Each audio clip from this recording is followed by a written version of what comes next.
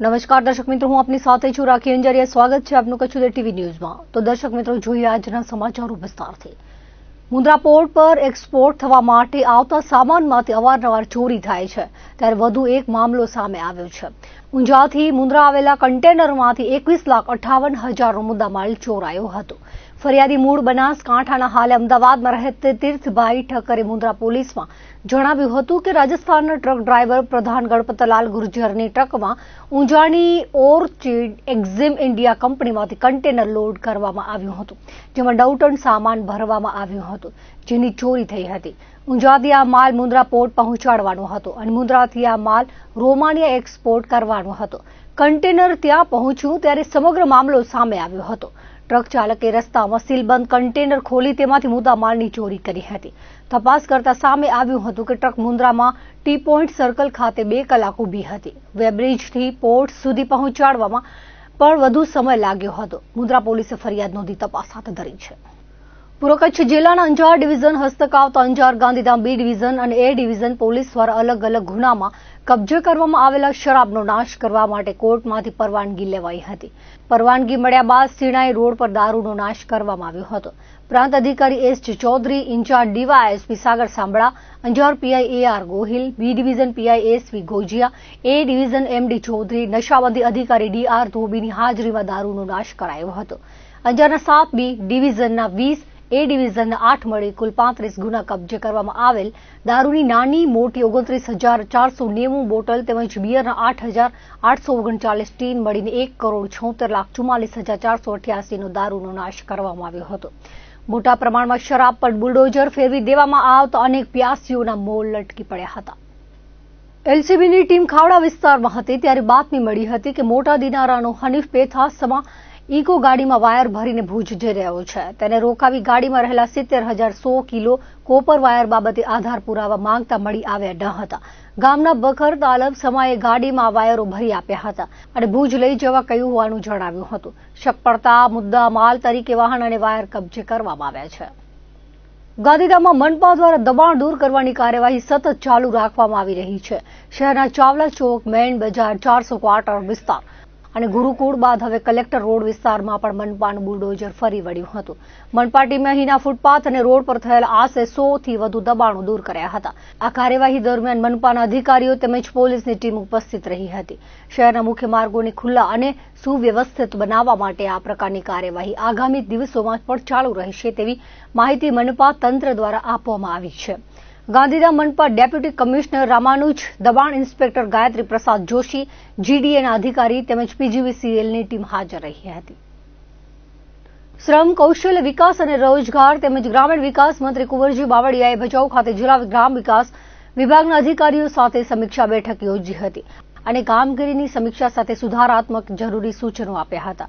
Bhachau ITI ખાતે આયોજિત બેઠકમાં કેબિનેટ મંત્રીએ જિલ્લાની 11 ITIની શૈક્ષણિક કામગીરી અંગે માહિતી મેળવી હતી અને ચાલતા ટ્રેડ કોર્સ, ખૂટતી સુવિધાઓ, મહેકમ, આગામી સમય તેમજ કચ્છની ઇન્ડસ્ટ્રીઝની જરૂરિયાતને અનુલક્ષીને યુવાનોને રોજગારીના સંદર્ભે નવી કૌશલ્ય તાલીમ આપવા બાબતે સમીક્ષા કરી હતી।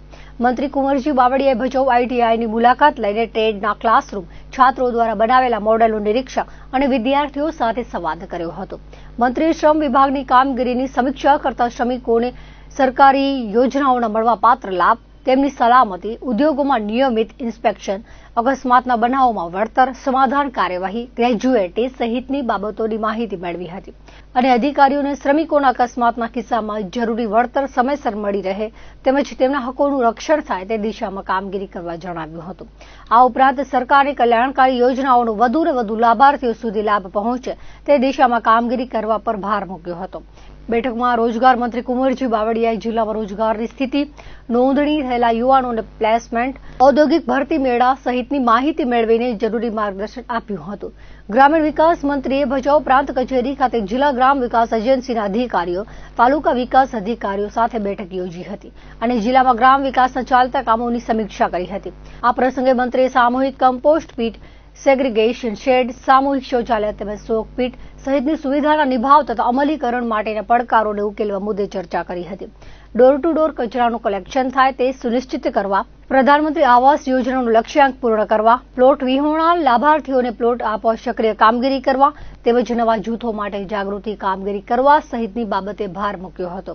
આ પ્રસંગે ભચાઉ પ્રાંત અધિકારી, નાયબ જિલ્લા વિકાસ અધિકારી, તાલુકા વિકાસ અધિકારી, જિલ્લા ગ્રામ વિકાસ એજન્સીના અધિકારીઓ, જિલ્લાની તમામ આઈટીઆઈના આચાર્યો, શ્રમ અને રોજગાર વિભાગના અધિકારીઓ સહિત સંબંધિત વિભાગના અધિકારીઓ તેમજ કર્મચારીઓ હાજર રહ્યા હતા. સરદાર વલ્લભભાઈ પટેલની 150મી જન્મ જયંતિની ઉજવણીના ભાગરૂપે ભુજમાં રન ફોર યુનિટીનું આયોજન કરવામાં આવ્યું હતું. રાજ્યમંત્રી ત્રિકમભાઈ છાંગાએ લીલી ઝંડી આપીને રન ફોર યુનિટીને પ્રસ્થાન કરાવ્યું હતું. આરડી વરસાણી હાઈસ્કૂલથી જ્યુબિલી સર્કલ જયનગર થઈને આરડી વરસાણી ખાતે રન ફોર યુનિટીનું સમાપન થયું હતું. આધુનિક ભારતના નિર્માણમાં સરદાર વલ્લભભાઈ પટેલના યોગદાન યાદ કરાયા હતા.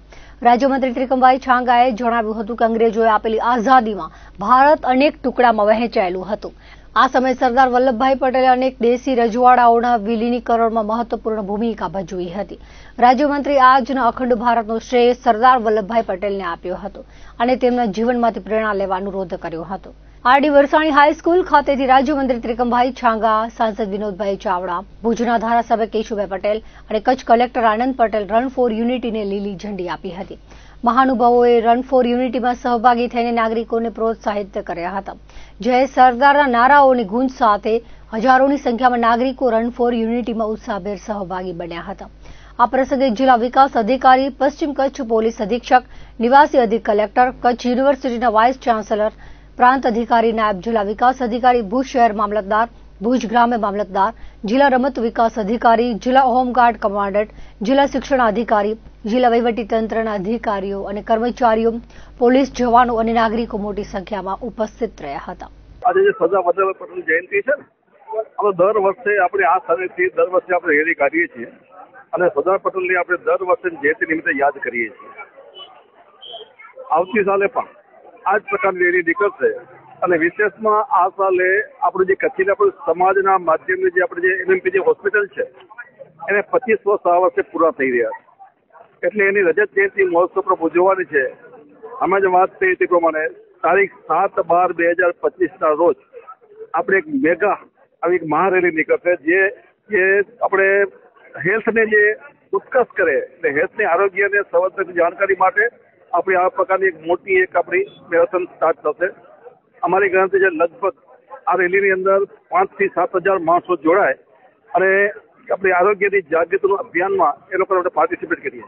એની સાથે સાથે આ વર્ષે તારીખ 7/12/2025ના રોજ ગાંધીધામ મુકામે પણ આવી જ એક મહારેલીનું આપણે આયોજન આ વખતે પણ કરેલું છે.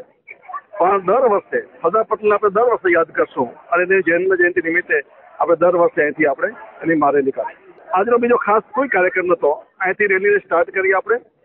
પહેલો આપણો આજનો પ્રોગ્રામ હતો એક અમારા સરદાર પટેલના અહીંથી શરૂ કરી. પછી આની અંદર આપણે તંત્ર જોડાણું એટલે આપણું આખું collector office, CSP office, BSF બધા જ વ્યક્તિઓને ભુજની આમ જનતા પણ આજે આજની તારીખમાં જોડાણી છે. આજે કોઈ વિશેષ કાર્યક્રમ નથી. અહીં આપણે રેલીને પૂર્ણ કરી અને આપણે જન્મ જયંતિની ઉજવણી કરી અને આપણે સમાપ્ત કરશું. આજે અખંડ ભારતના ઘડવૈયા સરદાર વલ્લભભાઈ પટેલની 150મી જન્મ જયંતિ નિમિત્તે ખડીર પીઆઈ એમએન દવે તેમજ ખડીરના રતનપર ધોળાવીરા જણાણ ગઢડાના સરપંચ યુવાનો દ્વારા વિશ્વ વિખ્યાત હેવન ટુ રોડ ખાતે રન ફોર યુનિટીનું આયોજન કરવામાં આવ્યું હતું. સૌ પ્રથમ વખત આ આયોજન અંગે રતનપરના સરપંચ દશરથ આહિરે જણાવ્યું હતું કે ખડેરના વિશ્વ પ્રસિદ્ધ હડપ્પન સંસ્કૃતિ ધરાવતા ધોળાવીરા તેમજ ખાવડા અને ખડેરને જોડતા હેવન ટુ રોડ પર રન ફોર યુનિટીનું મેરેથોન દોડ યોજાઈ હતી. જેમાં પીઆઈ એમએન દવે, રતનપર સરપંચ દશરથ વેલજી છાંગા, ઘનશ્યામ રાજગોર, જીલુભા સોઢા, નારાયણ રબારી, પ્રદીપ ઢીલા, જયરામ આહિર, સચિન આહિર સહિત જોડાયા હતા. અખંડ ભારતના ઘડવૈયા સરદાર વલ્લભભાઈ પટેલની 150મી જન્મ જયંતિ નિમિત્તે 31 ઓક્ટોબરના રન ફોર યુનિટી દ્વારા કોમી એકતા, શાંતિ અને સુરક્ષાનો સંદેશ અપાયો હતો. ભચાઉ, રાપર, આડેસર, સામખિયાળી, લાકડિયા, ગાગોદર, ખડીર, બાલાસર પોલીસ મથક દ્વારા લોખંડી યુગ પુરુષ સરદાર વલ્લભભાઈ પટેલની જન્મ જયંતિએ રન ફોર યુનિટીનું આયોજન કરાયું હતું. બોર્ડર રેન્જ આઈજી ચિરા કોરડિયા, પૂર્વ કચ્છ જિલ્લા પોલીસ વડા સાગર બાગમારના માર્ગદર્શન હેઠળ પૂર્વ કચ્છના વિવિધ પોલીસ સ્ટેશનમાં ફરજ બજાવતા પોલીસ કર્મચારીઓ, હોમગાર્ડ, જીઆરડી જવાનો તેમજ આગેવાનો અને ગ્રામજનો રન ફોર યુનિટીમાં જોડાયા હતા. સરદાર પટેલની 150મી જન્મ જયંતિ નિમિત્તે વિવિધ કાર્યક્રમોનું આયોજન કરવામાં આવ્યું હતું. રાષ્ટ્રીય એકતા દિવસ નિમિત્તે પૂર્વ કચ્છ જિલ્લા પોલીસ દ્વારા રન ફોર યુનિટી કાર્યક્રમનું આયોજન કરવામાં આવ્યું હતું.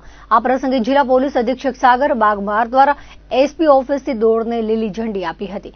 એસપી કચેરીથી શરૂ થયેલી દોડ રમાડા હોટલ, પોલીસ ચોકી શિણાઈ સુધી યોજાઈ હતી, જેમાં પોલીસ અધિકારીઓ, જવાનો અને નાગરિકોએ ઉત્સાહપૂર્વક ભાગ લીધો હતો.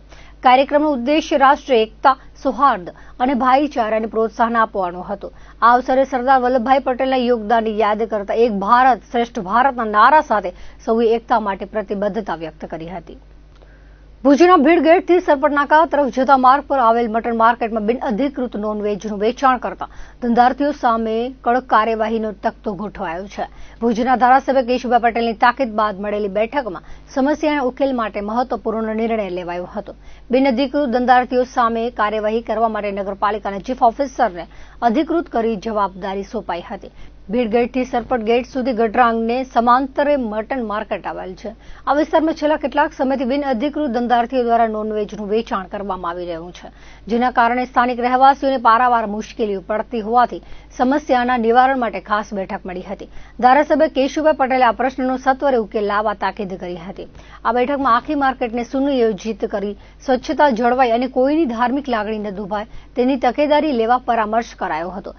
ભુજની મટન માર્કેટને એક ચોક્કસ કાયમી સ્થળે ગોઠવવા માટેની પ્રક્રિયા હાથ ધરવામાં આવી છે. જોકે આ પ્રક્રિયા પૂર્ણ થાય તે પહેલા હંગામી ધોરણે સમસ્યાનું નિરાકરણ કરવા મળેલી બેઠકમાં મહત્વપૂર્ણ નિર્ણયો લેવાયા હતા. આ બેઠકમાં ભુજ નગરપાલિકાના ચીફ ઓફિસર અનિલ જાદવ, કારોબારી ચેરમેન મહેદીપસિંહ જાડેજા, નગરસેવક જગત વ્યાસ, અનિલ છત્રાણા, નરેન્દ્ર ભાટિયા, રિંકુ ગોર, પૂજન ગોર, સ્થાનિક રહેવાસીઓ, મટન માર્કેટના અધિકૃત ધંધાર્થીઓ વગેરે હાજર રહ્યા હતા.